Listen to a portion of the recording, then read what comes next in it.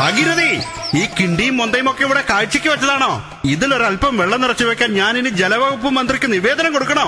ഭാഗീരഥി, ഇത് കേരളത്തിലെ പേര് കേൾക്കാത്ത ഒരു തറവാട്. ആനയും നെല്ലകങ്ങളും ഒരു ജോലിയും ചെയ്യാതെ ചുമ്മാ പഴങ്കഥയും പറഞ്ഞു നടക്കുന്ന കുറെ കാരണവന്മാരും.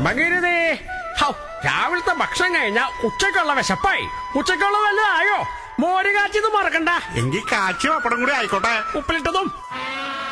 രാഘവ, ആനയ്ക്ക് പട്ടയിട്ട് കൊടുക്കുക. പക്ഷെ തറവാട്ടിൽ പുതിയ തലമുറയിലെ 8 ദമ്പതികൾക്കും ഒരു കുഞ്ഞിക്കാൽ തറവാട്ടിൽ കൊണ്ടുവരാൻ സാധിച്ചിട്ടില്ല. അതുകൊണ്ട് തന്നെ തറവാട്ടിലെ പുതിയ തലമുറയിലെ ഭർത്താക്കന്മാർക്ക് ഭാര്യമാർ മകളായി, ഭാര്യമാർക്ക് ഭർത്താക്കന്മാർ മകനായി. അവർ പരസ്പരം താരാട്ടുപാടി അവരെ തന്നെ ഉറക്കി.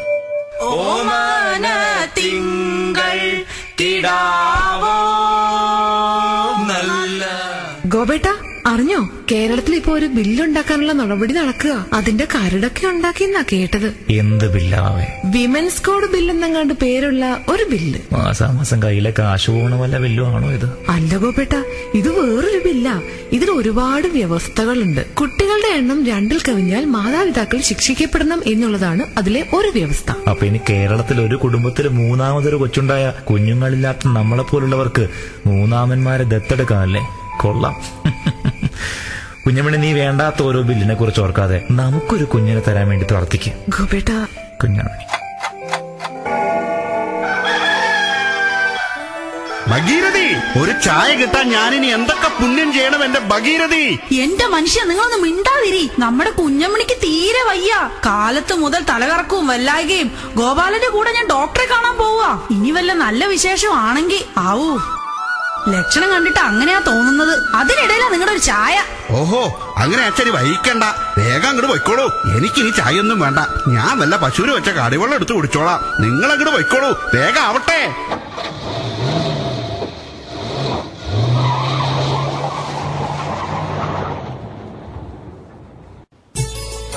അങ്ങനെ തറവാട്ടിലെ പുതിയ തലമുറയിലെ ഏറ്റവും ഒടുവിലത്തെ അംഗമായ കുഞ്ഞമ്മണിയെ കാണിക്കാൻ ഭർത്താവ് ഗോപാലനും അമ്മായി ഭഗീരഥയും ആശുപത്രിയിലെത്തി. കുഞ്ഞമ്മണിയെ നോക്കിയ ഡോക്ടർ കാര്യം മനസ്സിലാക്കി. Mister Gopalan, your wife is carrying. അവർ ഗർഭിണിയാണ്. കൺഗ്രാറ്റ്സ്. അങ്ങനെ വർഷങ്ങളുടെ പ്രാർത്ഥനകൾക്ക് ശേഷം തറവാട്ടിൽ ഒരു കുഞ്ഞുണ്ടാകാൻ പോകുന്ന വാർത്ത തറവാട്ടിലെ മുഴുവൻ കുടുംബാംഗങ്ങളെയും അതിരില്ലാത്ത സ്വപ്നങ്ങളിലേക്ക് നയിച്ചു. ലോകത്തിന്റെ പല ഭാഗത്തു നിന്നും അവർ തറവാട്ടിലേക്കെത്തി. 10 മാസം തറവാട്ടിൽ ഉത്സവം. അതിനുശേഷം കുഞ്ഞമ്മിണി പ്രസവിച്ചു.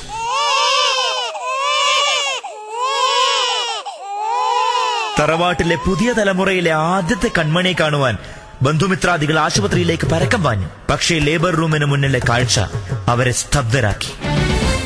കൈവിലങ്ങുമായി കുഞ്ഞമ്മിണിയും ഗോപാലനും, കൂടെ സ്ഥലം SI സുഗുണേന്ദ്രനും 2 വനിതാ പോലീസും.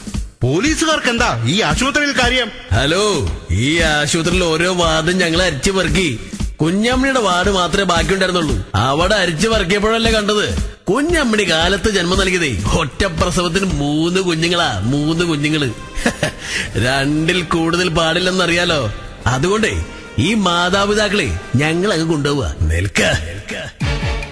വർഷങ്ങളുടെ പ്രാർത്ഥനയുടെയും കണ്ണീരിന്റെയും ഫലമാ കുഞ്ഞമ്മണി ഇന്ന് നമ്മുടെ തറവാട്ടിലേക്ക് കൊണ്ടുവന്ന ആൺമക്കൾ. 3 നിയമവിരുദ്ധമാണെങ്കിൽ ഇതിലൊരു കുഞ്ഞിനെ ഈ തറവാട്ടിലെ മൂത്ത കാരണവരായ ഞാൻ ദത്തെടുക്കുക. ഇവനെ ഞാൻ അമേരിക്കയ്ക്ക് കൊണ്ടുപോവാ.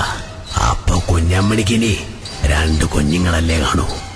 എന്താ സാറേ, ശരിയല്ലേ? അങ്ങനെയാണെങ്കിൽ കുഴപ്പമില്ല. ബട്ട് മിസ്റ്റർ കാരണവർ, താങ്കൾ ഈ അഡീഷണൽ കുട്ടിയെ ദത്തെടുക്കുകയാണെങ്കിൽ താങ്കൾക്കും ഇനി കോട്ട പൂർത്തിയാക്കാൻ 1 കുഞ്ഞിനുള്ള സ്കോപ്പേ ഉള്ളൂ.